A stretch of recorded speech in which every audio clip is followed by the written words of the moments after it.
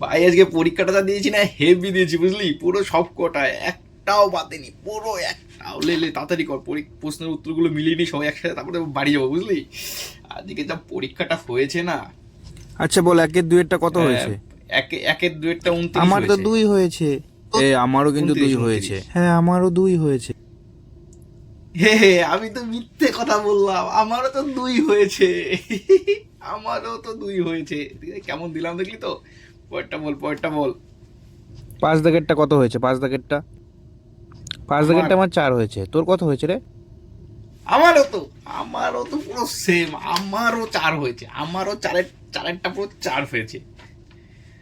এ, সেই সেই সেই পরীক্ষা হয়েছে আমারও বুঝলি। আচ্ছা এবার বল, তুই এক্স এর মান কত হয়েছে? তুই বলবি সবার আগে। এক্স এর মান আমার, না না তুই এই আগে বল, এইটা কি এবার তুই আগে বল, তুই আগে বল। হ্যাঁ হ্যাঁ ঠিক বলেছিস, এইটা এক্স তুই এর আগে মান বল। আমার 6 হয়েছে। কই এক্স এর মান তোমার 17 হয়েছে? আমারও তো 17ই হয়েছে রে। 17 হয়েছে।